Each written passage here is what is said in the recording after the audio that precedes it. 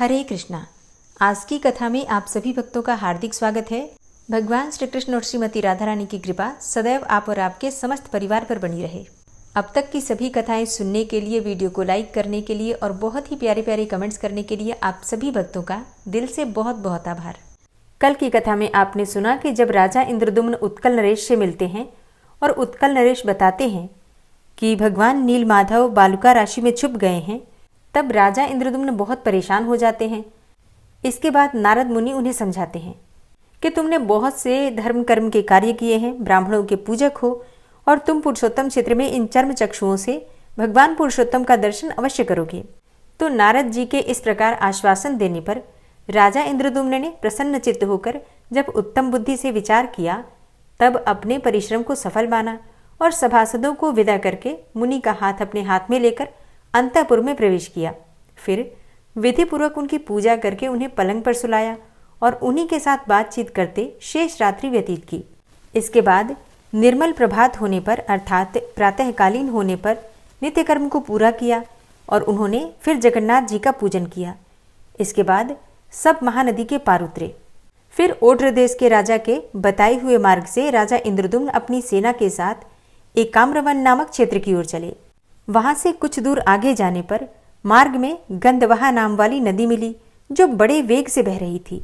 उसको पार करके आगे बढ़ने पर शंख आदि वाद्यों की ध्वनि सुनाई पड़ी।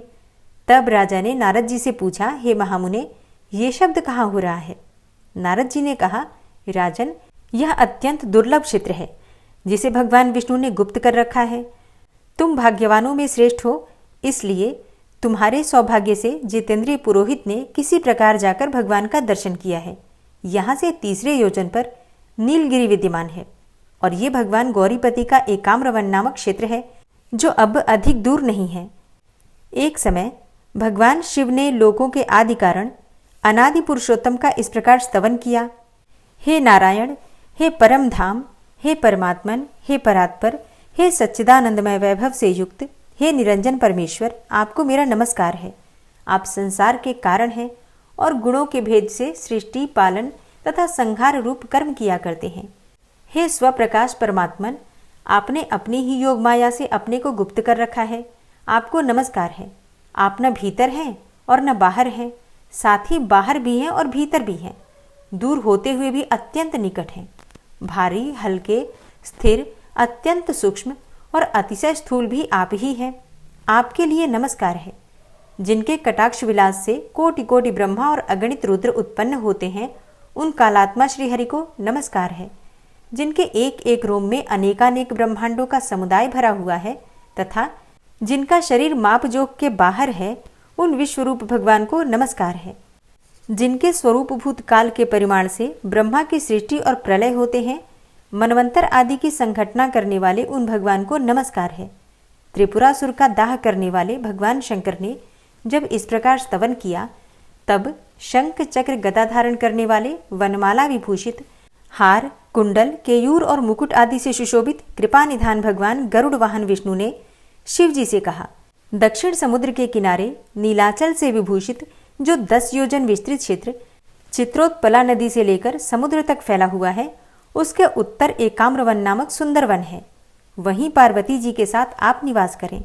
यहाँ सब लोगों की सृष्टि करने वाले ब्रह्मा जी मेरे आदेश से आपको कोटि लिंगों के अधीश्वर पद पर अभिषिक्त करेंगे।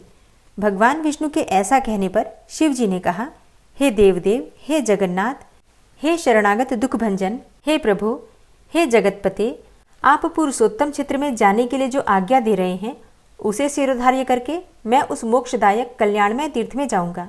यूं कहकर भगवान शंकर उस क्षेत्र में पधारे। साक्षात ब्रह्मा जी ने वहां भगवान शंकर की स्थापना की। हे राजन, अब हम सब लोग वहां चलेंगे और त्रिपुर विनाशक शिवजी का दर्शन करेंगे।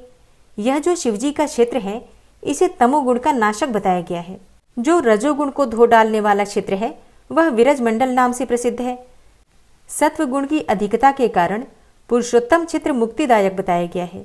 हे महाराज, जिनका चित्त पाप कर्मों से मलिन हो गया है, उनका विश्वास इस क्षेत्र पर नहीं जमता। नारद जी की बात सुनकर राजा का चित्त प्रसन्न हो गया और वे बोले, हे ब्रह्मन, आपने मुझे परम पावन क्षेत्र का परिचय दिया है। जहाँ पर साक्षात भगवान उमापति विराजमान हैं। वहाँ पर हम अवश्य चलेंगे। इस निश्चय के अनुसार देवर्षि नारद और राजा इंद्रदुम्न दोपहर के समय सेना के साथ एकाम्रवन नामक उस क्षेत्र में पहुंच गए। वहां बिंदु तीर्थ में स्नान करके उसके तट पर विद्यमान भगवान पुरुषोत्तम का उन्होंने विधिपूर्वक पूजन किया। उसके बाद वे कोटीश्वर महालय को गए। वहां के जल से भली भांति आचमन करके सात्विक धर्म में स्थित राजा ने त्रिभुवनेश्वर अर्थात भुवनेश्वर नामक लिंग का महास्नान की विधि से पूजन किया। फिर अनन्य चित्त से भगवान शंकर का ध्यान करते हुए वे खड़े हो गए। तब परमेश्वर भगवान शंकर ने प्रसन्न होकर स्पष्ट वाणी में कहा, हे महाराज इंद्रदुम्न, थोड़े ही समय में तुम्हारा मनोरथ पूर्ण होगा। तत्पश्चात उन्होंने नारद जी से कहा, हे महाभाग, ब्रह्मा जी ने जो आज्ञा दी है उसे इस राजा द्वारा अश्वमेध यज्ञ कराते हुए पूर्ण करो। पुरुषोत्तम क्षेत्र साक्षात भगवान विष्णु का स्वरूप है। उसमें भी परम पुण्यमयी अंतर्वेदी भगवान विष्णु के हृदय के समान मानी गई है, जिसकी रक्षा के लिए श्री विष्णु ने 8 स्वरूपों में मुझे स्थापित किया है। शंखाकार पुरुषोत्तम क्षेत्र के अग्रभाग में दुर्गा देवी के साथ मैं नीलकंठ नाम से निवास करता हूँ। वहीं इस राजा को ले चलो। इस समय नीलमणिमय विग्रह वाले भगवान श्रीहरि अंतर्ध्यान हो गए हैं। वहाँ मेरी आज्ञा से भगवान श्री नृसिंहदेव का क्षेत्र बनवाओ और उस क्षेत्र में हमारे समीप नृपश्रेष्ठ इंद्रदुम्न 1 सहस्त्र अश्वमेध यज्ञ करें। यज्ञ समाप्त होने पर इन्हें वह अद्भुत ब्रह्म स्वरूप वृक्ष दिखलाओ। उसके द्वारा विश्वकर्मा 4 प्रतिमाओं का निर्माण करेंगे और उन प्रतिमाओं की स्थापना के समय ब्रह्मा जी स्वयं पधारेंगे। तदनंतर ये राजा समस्त पापों का नाश करने वाले और संपूर्ण जगत के आधारभूत भगवान विष्णु का दर्शन करेंगे। काष्ठमय शरीर धारण करके प्रकट हुए भगवान दर्शन मात्र से मोक्ष प्रदान करने वाले होंगे। हे नारद, भगवान विष्णु अपनी आज्ञा के पालन एवं भक्ति से प्रसन्न होते हैं। तब नारद जी भी जगतगुरु महादेव जी को प्रणाम करके हाथ जोड़कर बोले, हे प्रभु, आपने जो आदेश दिया है वैसा ही करने के लिए ब्रह्मा जी ने भी मुझे आज्ञा दी है। हे नाथ, आप और ब्रह्मा जी परमात्मा श्रीहरि से भिन्न नहीं है। इन राजा इंद्रदुम्न की भाग्य समृद्धि महान है। इसी से इन्हें आप तीनों देवताओं का वह विशाल अनुग्रह प्राप्त हुआ है, जिसको मन के द्वारा सोचा भी नहीं जा सकता था। जिनके प्रसंग से पापी मनुष्य भी भवसागर से तर जाते हैं, वे भूत भावन भगवान विष्णु अचिंत्य महिमा वाले हैं। और वे भगवान कितनी भक्ति से प्रसन्न होते हैं, यह बात बुद्धि में भी नहीं आ सकती।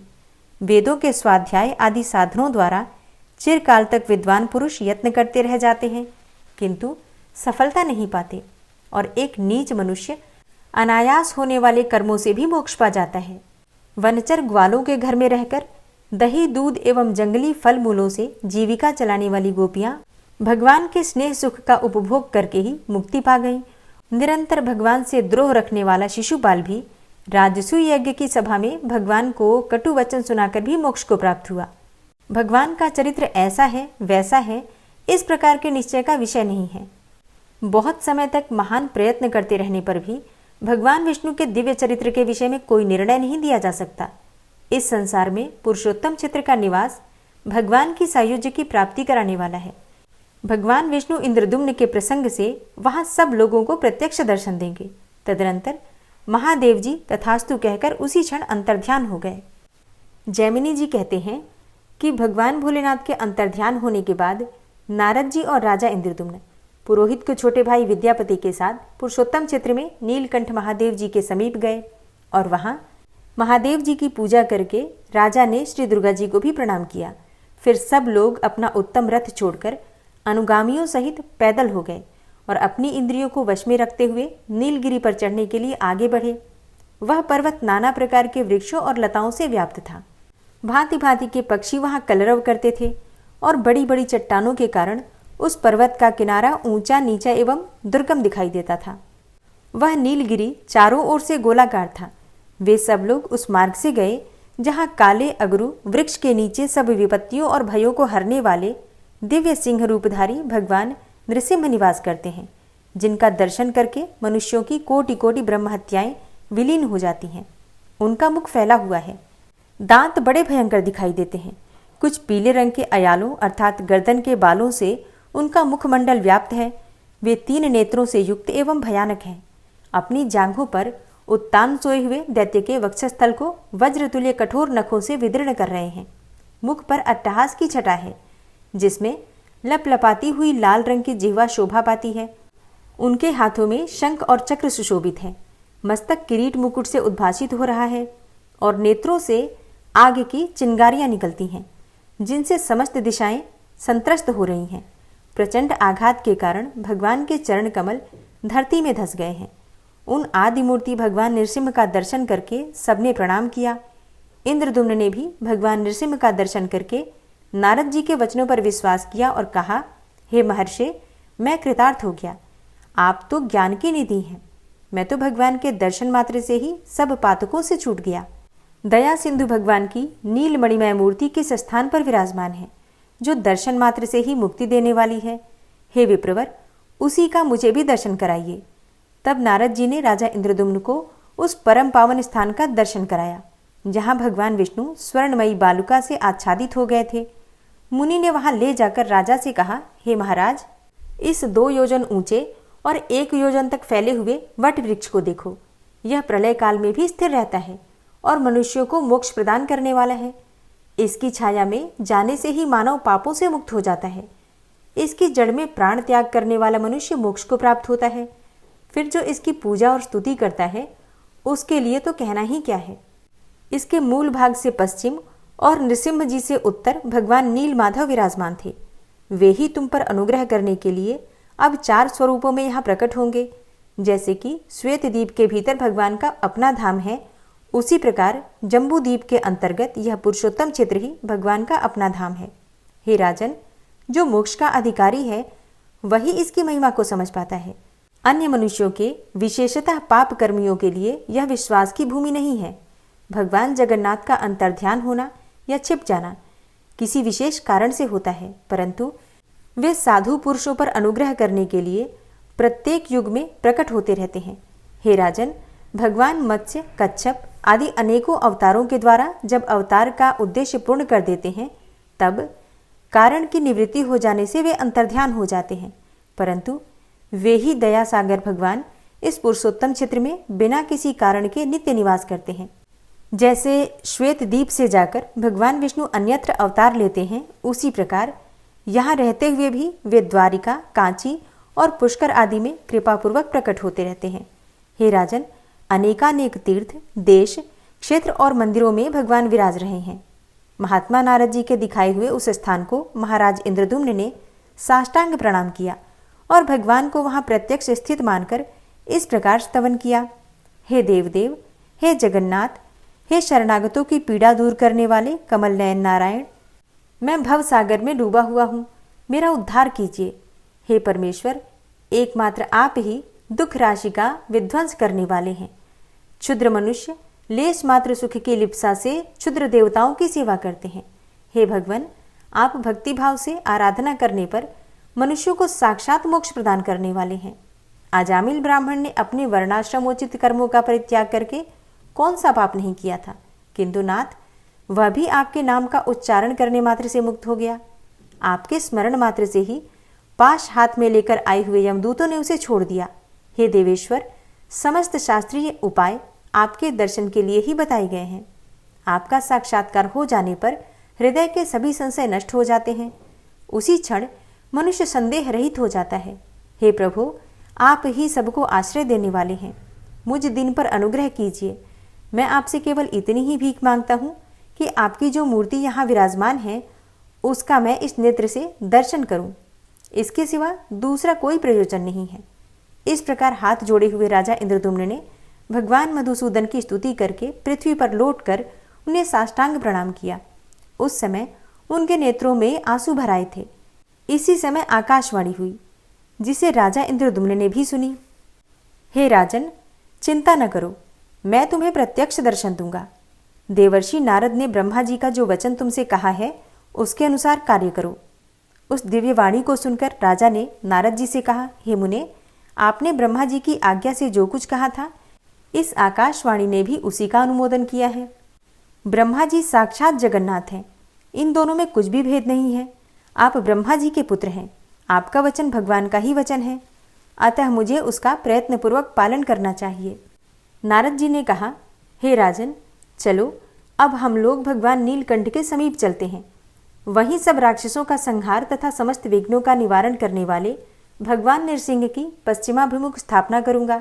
इससे अंतर्ध्यान को प्राप्त हुए भगवान विष्णु नृसिंह जी के रूप में प्रकट होंगे और उनके समीप किया हुआ यज्ञ अतिशय फल देने वाला होगा।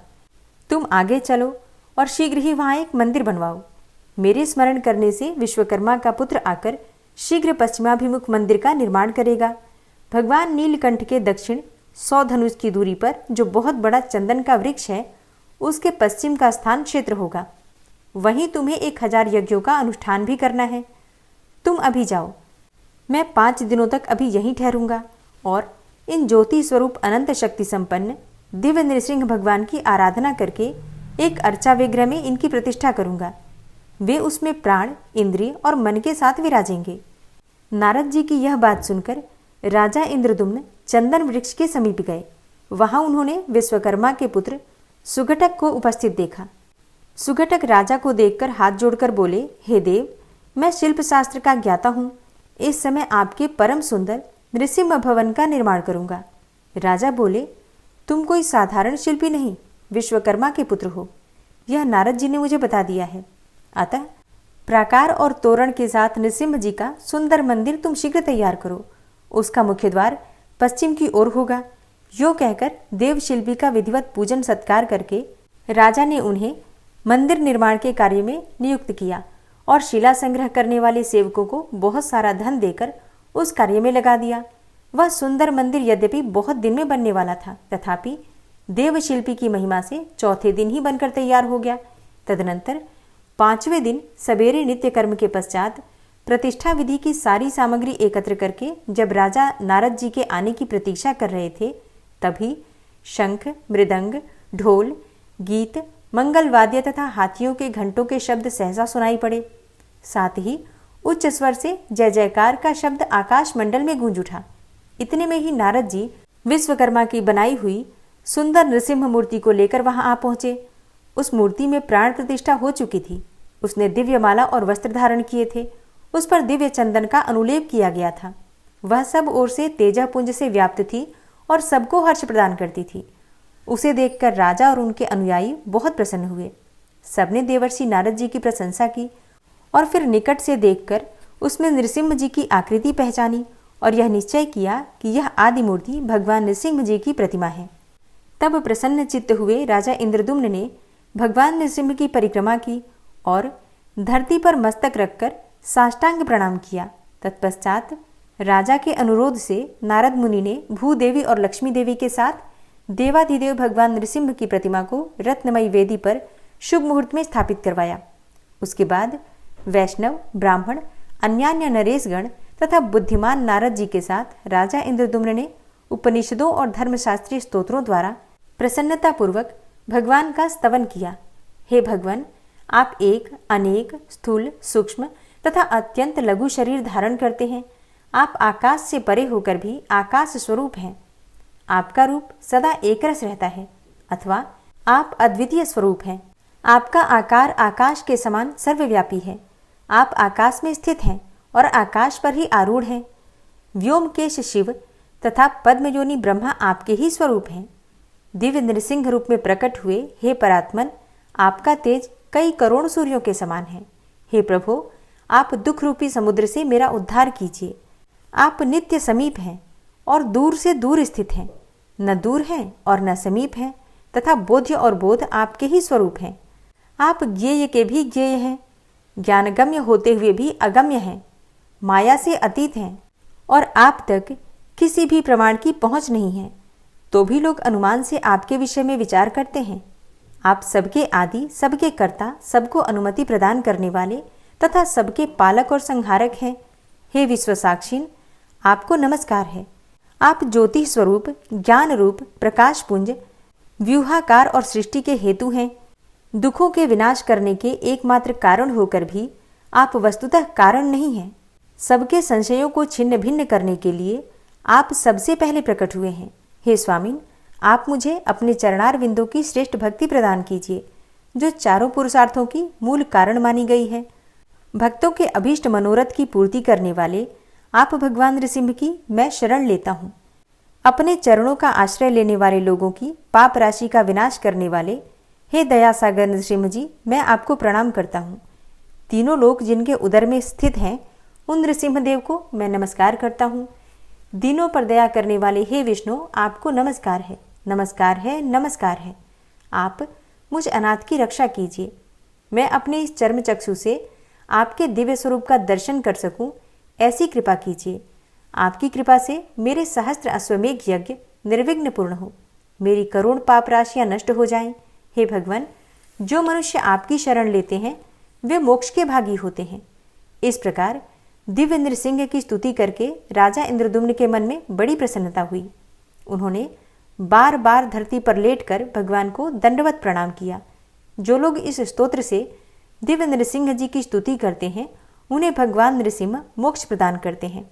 ज्येष्ठ मास के शुक्ल पक्ष की द्वादशी तिथि को स्वाति नक्षत्र के योग में महर्षि नारद ने उस क्षेत्र में दिव्य नृसिंह देव की स्थापना की है। जो लोग वहां उनका दर्शन करते हैं वे सहस्त्रों अश्वमेघ यज्ञ से अधिक फल प्राप्त करते हैं। जो पंचामृत, दूध, नारियल के रस अथवा सुगंधित जल से भगवान नृसिंह को नहलाते, खीर आदि उपचार समर्पित करके पूजा करते और जवा कुसुम की माला, चंदन, धूप, दीप और तांबुल चढ़ाकर स्तुति, पाठ, जय जयकार, परिक्रमा, प्रणाम तथा दान से नृसिंह जी को संतुष्ट करते हैं वे ब्रह्मलोक को प्राप्त होते हैं। वैशाख की चतुर्दशी को शनिवार के दिन स्वाति नक्षत्र में प्रदोष के समय भगवान नृसिंह का आदि अवतार हुआ है। उस तिथि को विधि पूर्वक नृसिंह जी की पूजा करके मनुष्य अपने करोड़ों जन्मों की संचित पाप राशि को तत्काल भस्म कर देता है। जो भगवान नृसिंह का दर्शन, स्पर्श, नमस्कार, भक्तिपूर्वक दंडवत तथा स्तुति करता है वो तो सब पापों से मुक्त हो जाता है। जय जगन्नाथ। आज की कथा का यहीं पर समापन करती हूँ। इसके आगे का वृतांत आप कल की कथा में सुनेंगे। उम्मीद करती हूँ कल भी आप कथा जरूर सुनेंगे। श्री राधा कृपा कटाक्ष स्तोत्र। मुनीन्द्र वृंद वंदिते त्रिलोक शोक हारिणी प्रसन्न वक्त्र पंकजे निकुंज भूविलासिनी व्रजेन्द्र भानुनंदिनी व्रजेन्द्र सूनु संगते कदा करिष्यसि मां कृपा कटाक्ष भाजनम्। अशोक वृक्ष वल्लरी वितान मंडप स्थिते प्रवाल बाल पल्लव प्रभारुणांध्रि कोमले वराभय स्फुरत्करे प्रभूत संपदालये कदा करिष्यसि मां कृपा कटाक्ष भाजनम्। अनंगरंग मंगलम प्रसंग भंगुरं भ्रुवां सविभ्रमं ससंभ्रमं दृगंत बाणपातनय निरन्तरं वशीकृत प्रतीत नंदनंदने कदा करिष्यसि मां कृपा कटाक्ष भाजनम्। तडित्सुवर्ण चंपक प्रदीप्त गौर विग्रहे मुख प्रभा परास्त कोटि शारदेन्दु मंडले विचित्र चित्र संचर चकोर शावलोचने कदा करिष्यसि मां कृपा कटाक्ष भाजनम्। मदोन्मदादि यौवने प्रमोदमान मंडिते प्रियानुराग रंजिते कला विलास पंडिते अनन्य धन्य कुंज राज्य काम केलि कोविदे कदा करिष्यसि मां कृपा कटाक्ष भाजनम्। अशेष हाव भाव धीर हीर हार भूषिते प्रभूत शात कुंभ कुंभ कुंभि कुंभ सुस्तनि प्रशस्त मंद हास्य चूर्ण पूर्ण सौख्य सागरे कदा करिष्यसि मां कृपा कटाक्ष भाजनम्। मृणाल वाल वल्लरी तरंग रंग दौर्लते लताग्रलास्य लोल नील लोचनावलोकने ललल्लुलन्मिलन्मनोज्ञ मुग्ध मोहिनाश्रिते कदा करिष्यसि मां कृपा कटाक्ष भाजनम्। सुवर्ण मल्लिकांचित त्रिरेख कंबुकंठगे त्रिसूत्र मंगली गुण त्रिरत्न दीप्ति दीधिते सलोल नील कुंतल प्रसून गुच्छ गुंफिते कदा करिष्यसि मां कृपा कटाक्ष भाजनम्। नितंब बिंब लंबमान पुष्प मेखला गुणे प्रशस्त रत्न किङ्किणी कलाप मध्य मंजुले करीन्द्र शुण्ड दण्डिकावरोह शोभ गोरुके कदा करिष्यसि हमां कृपा कटाक्ष भाजनम् अनेक मंत्रनाद मंजुनूपुरारवस्खलत् समाज राजहंस वंश निक्वडाति गौरवे विलोल हेम वल्लरी विडम्ब चारु चंक्रमे कदा करिष्यसि हमां कृपा कटाक्ष भाजनम् अनंत कोटि विष्णुलोक नम्र पद्मजार्चिते हिमाद्रिजा पुलोमजा विरिञ्चिजा वरप्रदे अपार सिद्धि रिद्धि दिग्ध सत्पदांगुली नखे कदा करिष्यसि हमां कृपा कटाक्ष भाजनम् मखेश्वरी क्रियेश्वरी स्वधेश्वरी सुरेश्वरी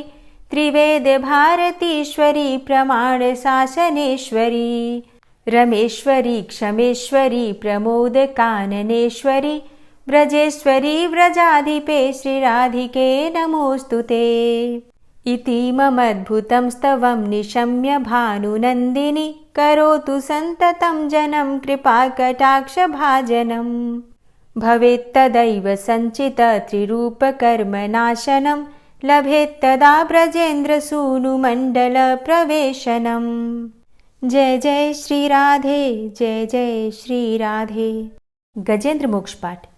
शुक जी ने कहा कि बुद्धि के अनुसार पिछले अध्याय में वर्णन किए गए रीति से अपने मन को नियंत्रित करके और हृदय को स्थिर करके गजेंद्र अपने पिछले जन्म में याद किए गए सर्वोच्च कार्य और बार बार जप किए जाने वाले स्तोत्र का जप करने लगा। गजेंद्र ने मन ही मन श्रीहरि को ध्यान करते हुए कहा कि जिनके प्रवेश करने से शरीर और मस्तिष्क चेतन की तरह व्यवहार करने लगते हैं, ओम द्वारा लक्षित और पूरे शरीर में प्रकृति और पुरुष के रूप में प्रवेश करने वाले उस सर्वशक्तिमान देवता का मैं मन ही मन स्मरण करता हूँ, जिनके सहारे ये पूरा संसार टिका हुआ है और जिनसे ये सारा संसार अवतरित हुआ है, जिन्होंने प्रकृति की रचना की है और जो खुद उसके रूप में ही प्रकट है, लेकिन उसके बावजूद भी वो इस पूरी दुनिया में सर्वोपरि और श्रेष्ठ हैं। ऐसे अपने आप और बिना किसी कारण के भगवान की मैं शरण में जाता हूँ। अपने संकल्प शक्ति के बल पर अपने ही स्वरूप में रचित और सृष्टि काल में प्रकट एवं प्रलय में अप्रकट रहने वाले इस शास्त्र प्रसिद्धि प्राप्त कार्य कारण रूपी संसार को जो बिना कुंठित दृष्टि के साक्ष्य रूप में देखते रहने पर भी लिप्त नहीं होते, चक्षु आदि प्रकाशकों के परम प्रकाशक प्रभु आप मेरी रक्षा करें। बीतते गए समय के साथ तीनों लोकों और ब्रह्मादि लोकपालों के पंचभूत में प्रवेश कर जाने पर और पंचभूतों से लेकर महत्वपूर्ण सभी कारणों के उनकी परम करुणा स्वरूप प्रकृति में मग्न हो जाने पर उस समय दुर्गेर और घोर अंधकार रूपेण प्रकृति ही बच रही थी। उस अंधकार से परे अपने परम धाम में जो सर्वव्यापी भगवान सभी दिशाओं में प्रकाशित होते रहते हैं, वो भगवान मेरी रक्षा करें। विभिन्न नाट्य रूपों में अभिनय करने वाले और उस अभिनेता के वास्तविक स्वरूप को जिस प्रकार से साधारण लोग भी नहीं जान पाते, उसी तरह से सत्व प्रधान देवता और महर्षि भी जिनके स्वरूप को नहीं जान पाते, ऐसे में कोई साधारण प्राणी उनका वर्णन कैसे कर सकता है। ऐसे दुर्गम चरित्र वाले भगवान मेरी रक्षा करें। अनेकों शक्ति से मुक्त, सभी प्राणियों को आत्मबुद्धि प्रदान करने वाले, सबके बिना कारण हित और अतिशय साधु स्वभाव ऋषि मुनिजन जिनके परम स्वरूप को देखने की इच्छा के साथ वन में रहकर अखंड ब्रह्मचर्य तमाम अलौकिक व्रतों को नियमों के अनुसार पालन करते हैं, ऐसे प्रभु ही मेरी गति है। वह जिनका हमारी तरह न तो जन्म होता है और न जिनके द्वारा अहंकार प्रेरित कर्म ही होते हैं, जिनके निर्गुण स्वरूप का न तो कोई नाम है और न रूप ही है, फिर भी समय के अनुसार जगत की सृष्टि एवं प्रलय के लिए स्वेच्छा से जन्म आदि को स्वीकार करते हैं, उन अनंत शक्ति संपन्न परम ब्रह्म परमेश्वर को नमस्कार है। उन प्राकृत आकार रहित एवं अनेकों आकार वाले अद्भुत कर्मा भगवान को बारंबार नमस्कार है। स्वयं प्रकाशित सभी साक्ष्य परमेश्वर को मेरा शत शत नमन है। वैसे देव जो मन वाणी और चित्तवृत्तियों से परे हैं, उन्हें मेरा बारंबार नमस्कार है। विवेक से परिपूर्ण पुरुष के द्वारा सभी सत्व गुणों से परिपूर्ण, निवृत्ति धर्म के आचरण से मिलने योग्य और मोक्ष सुख की अनुभूति रूपी भगवान को मेरा नमस्कार है। सत्व गुण को स्वीकार करके शांत, रजोगुण को स्वीकार करके घोर एवं तमोगुण को स्वीकार करके मूढ़ से प्रतीत होने वाले भेद रहित, अतएव सदा समभाव से स्थित ज्ञानघन प्रभु को मेरा नमस्कार है। शरीर इंद्रिय आदि के समुदाय रूप संपूर्ण पिंडों के ज्ञाता, सबके स्वामी एवं साक्षी रूप प्रभु को मेरा नमस्कार है। सबके अंतर्यामी, प्रकृति के भी परम कारण किंतु स्वयं कारण रहित प्रभु को नमस्कार है। संपूर्ण इंद्रियों एवं उनके विषयों के ज्ञाता, समस्त प्रतीतियों के कारण रूप संपूर्ण जड़ प्रपंच एवं सबकी मूलभूता अविद्या के द्वारा सूचित होने वाले तथा संपूर्ण विषयों में अविद्या रूप से भासने वाले प्रभु को मेरा नमस्कार है। सबके कारण किंतु स्वयं कारण रहित तथा कारण होने पर भी परिणाम रहित होने के कारण अन्य कारणों से विलक्षण कारण आपको बारंबार नमस्कार है। संपूर्ण वेदों एवं शास्त्रों के परम तात्पर्य, मोक्ष रूप एवं श्रेष्ठ पुरुषों की परम गति भगवान को नमस्कार है।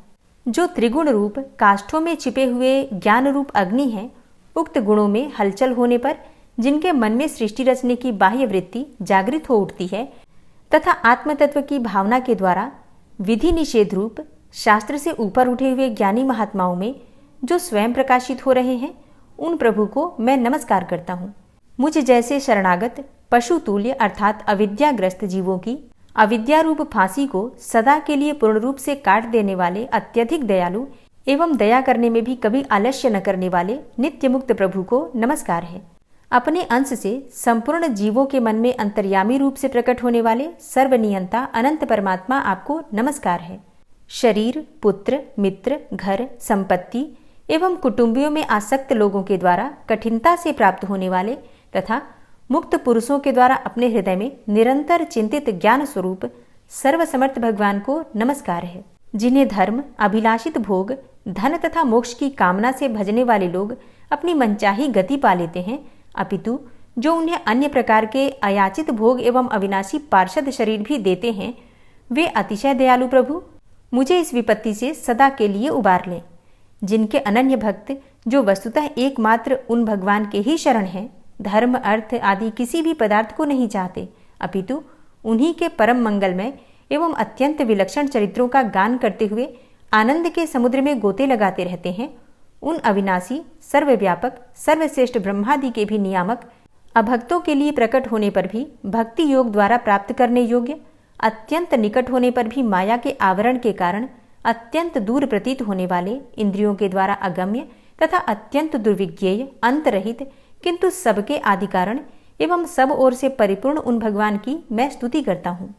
ब्रह्मा आदि समस्त देवता, चारों वेद तथा संपूर्ण चराचर जीव नाम और आवृत्ति भेद से जिनके अत्यंत क्षुद्र अंश के द्वारा रचे गए हैं, जिस प्रकार प्रज्वलित अग्नि से लपटे तथा सूर्य से किरणें बार बार निकलती हैं और पुनः अपने कारण में ही लीन हो जाती हैं, उसी प्रकार बुद्धि, मन, इंद्रिय और नाना योनियों के शरीर, यह गुणमय प्रपंच जिन स्वयं प्रकाश परमात्मा से प्रकट होता है और पुनः उन्हीं में लीन हो जाता है, वे भगवान न तो देवता हैं और न असुर, न मनुष्य हैं न तिर्यक अर्थात मनुष्य से नीची, पशु, पक्षी आदि किसी भी योनि के प्राणी हैं, न वे स्त्री हैं और न पुरुष हैं और न ही नपुंसक हैं, न वे ऐसे कोई जीव हैं जिनका इन तीनों ही श्रेणियों में समावेश हो सके, न वे गुण हैं, न कर्म है, न कार्य है और न तो कारण ही है।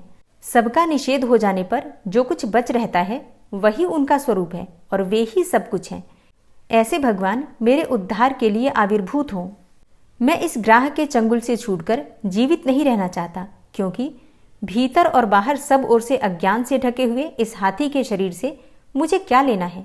मैं तो आत्मा के प्रकाश को ढक देने वाले उस अज्ञान की निवृत्ति चाहता हूँ, जिसका कालक्रम से अपने आप नाश नहीं होता, अपितु भगवान की दया से अथवा ज्ञान के उदय से ही होता है। इस प्रकार मोक्ष का अभिलाषी मैं विश्व के रचयिता, स्वयं विश्व के रूप में प्रकट तथा विश्व से सर्वथा परे, विश्व को खिलौना बनाकर खेलने वाले, विश्व में आत्मरूप से व्याप्त, अजन्मा, सर्वव्यापक एवं प्राप्ति वस्तुओं में सर्वश्रेष्ठ भी भगवान को केवल प्रणाम ही करता हूँ, उनकी शरण में हूँ। जिन्होंने भगवत भक्ति रूप योग के द्वारा कर्मों को जला डाला है, वे योगी लोग उसी योग के द्वारा शुद्ध किए हुए अपने हृदय में जिन्हें प्रकट हुआ देखते हैं, उन योगेश्वर भगवान को मैं नमस्कार करता हूँ। जिनकी त्रिगुणात्मक अर्थात सत्व, रज, तम रूप शक्तियों का राग रूप वेग असह्य है, जो संपूर्ण इंद्रियों के विषय रूप में प्रतीत हो रहे हैं, तथापि जिनकी इंद्रियां विषयों में ही रची पची रहती हैं, ऐसे लोगों को जिनका मार्ग भी मिलना असंभव है, उन शरणागत रक्षक एवं अपार शक्तिशाली आपको बार बार नमस्कार है, जिनकी अविद्या नामक शक्ति के कार्यरूप अहंकार से ढके हुए अपने स्वरूप को यह जीव जान नहीं पाता। उन अपार महिमा वाले भगवान की मैं शरण में आया हूँ, जिसने पूर्वोक्त प्रकार से भगवान के भेद रहित निराकार स्वरूप का वर्णन किया था। उस गजराज के समीप जब ब्रह्मा आदि कोई भी देवता नहीं आए, जो भिन्न भिन्न प्रकार के विशिष्ट विग्रहों को ही अपना स्वरूप मानते हैं, तब साक्षात श्रीहरि, जो सबके आत्मा होने के कारण सर्वदेव स्वरूप हैं, वहां प्रकट हो गए। गजराज को उस प्रकार से दुखी देखकर तथा उसके द्वारा पड़ी हुई स्तुति को सुनकर सुदर्शन चक्रधारी जगदाधार भगवान इच्छानुरूप वेग वाले गरुड़ जी की पीठ पर सवार होकर स्तवन करते हुए देवताओं के साथ तत्काल उस स्थान पर पहुंच गए जहां पर वह हाथी था। सरोवर के भीतर महाबली ग्रह के द्वारा पकड़े जाकर दुखी हुए उस हाथी ने आकाश में गरुड़ की पीठ पर सवार चक्र उठाए भगवान श्री हरि को देखकर अपनी सूंड को, जिसमें उसने पूजा के लिए कमल का एक फूल ले रखा था, ऊपर उठाया और बड़ी ही कठिनाई से सर्वपूज्य भगवान नारायण आपको नमस्कार है, यह वाक्य कहा। उसे पीड़ित देखकर अजन्मा श्रीहरि एकाएक गरुड़ को छोड़कर नीचे झील पर उतर आए। वे दया से प्रेरित होकर ग्राह सहित उस गजराज को तत्काल झील से बाहर निकाल लाए और देवताओं के देखते ही देखते चक्र से मुंह चीरकर उसके चंगुल से हाथी को उबार लिया। गजेंद्र मोक्ष स्तोत्र संपूर्ण हुआ। और अब बड़े ही प्रेम से भक्ति भाव से जयकारा लगाइए, भगवान श्री हरि विष्णु की जय।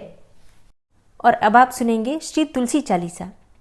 श्री तुलसी महारानी करु विनय सिरनाय, जो मम हो संकट विकट दीजे मात नशाय। नमो नमो तुलसी महारानी, महिमा अमित न जाए बखानी। दियो विष्णु तुमको सन्माना, जग में छायो सुयस महाना। विष्णु प्रिया जय जयति भवानी, तिहु लोक की हो सुख खानी। भगवत पूजा करे जो कोई, बिना तुम्हारे सफल न होई। जिन घर तव नहीं होय निवासा, उस घर कर ही विष्णु नहीं बासा। करें सदा जो तव नित सुमिरन, तेहि के काज होय सब पूरन। कार्तिक मास महात्म तुम्हारा, ताको जानत सब संसारा। तव पूजन जो करे कुंवारी, पावे सुंदर वर सुकुमारी। करे जो पूजा नित प्रति नारी, सुख संपत्ति से होय सुखारी।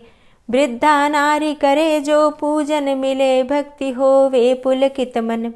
श्रद्धा से पूजे जो कोई, भवनिधि से तर जावे सोई।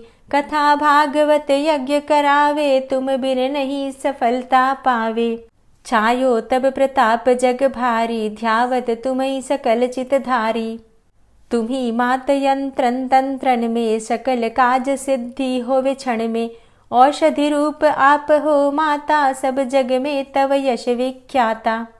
देव ऋषि मुनि और तपधारी, करत सदा तव जय जयकारी।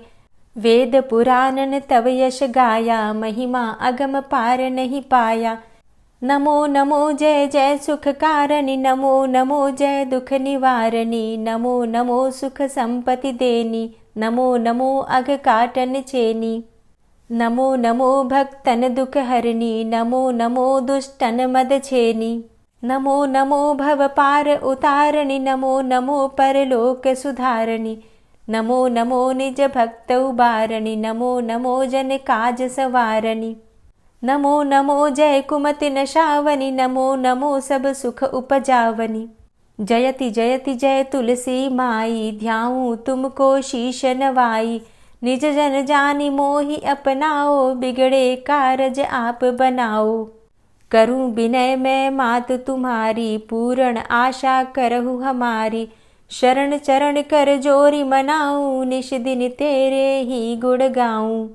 करहु मात अब मोह पर दाया, निर्मल होए सकल मम काया। मांगू मातु यही बर दीजे, सकल मनोरथ पूर्ण कीजे। जानू नहीं कछु नेम आचारा, क्षमहु मातु अपराध हमारा। 12 मास करे जो पूजा, तासम जग में और नहीं दूजा।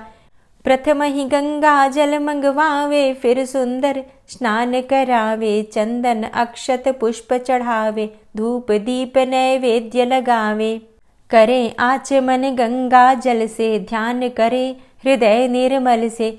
पाठ करे फिर चालीसा की, स्तुति करे मात तुलसा की।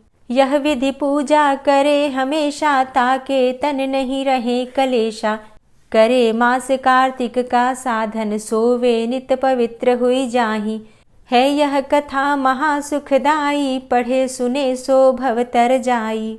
यह श्री तुलसी चालीसा, पाठ करे जो कोय, गोविंद सो फल पावही, जो मन इच्छा होय। तुलसी चालीसा संपूर्ण। और अब आप सुनेंगे तुलसी महारानी की आरती। तुलसी महारानी नमो नमो, हरि की पटरानी नमो नमो। तुलसी महारानी नमो नमो, हरि की पटरानी नमो नमो। धन्य तुलसी पूरण तप कीनो, धन्य तुलसी पूरण तप कीनो। शालिग्राम की बनी पटरानी नमो नमो। तुलसी महारानी नमो नमो, हरि की पटरानी नमो नमो। जाके पत्र मंजरी कोमल, जाके पत्र मंजरी कोमल। श्रीपति कमल चरण लपटानी नमो नमो, हरि की पटरानी नमो नमो। तुलसी महारानी नमो नमो। धूप दीप नैवेद्य आरती, धूप दीप नैवेद्य आरती। पुष्पन की वर्षा बरसानी नमो नमो, हरि की पटरानी नमो नमो। तुलसा महारानी नमो नमो। 56 भोग 36 व्यंजन, 56 भोग 36 व्यंजन। बिन तुलसा हरि एक न मानी नमो नमो। तुलसी महारानी नमो नमो, हरि की पटरानी नमो नमो। सभी सखी मैया तेरो यश गावे, सभी सखी मैया तेरो यश गावे। भक्ति दान दीजे महारानी नमो नमो। तुलसा महारानी नमो नमो, हरि की पटरानी नमो नमो। नमो नमो तुलसा महारानी, नमो नमो तुलसी महारानी। तुलसी महारानी नमो नमो, हरि की पटरानी नमो नमो। तुलसी महारानी नमो नमो, हरि की पटरानी नमो नमो। प्रेम से बोलिए तुलसी मैया की जय। दोस्तों, उम्मीद करती हूँ आज की कथा आपको ज़रूर पसंद आई होगी।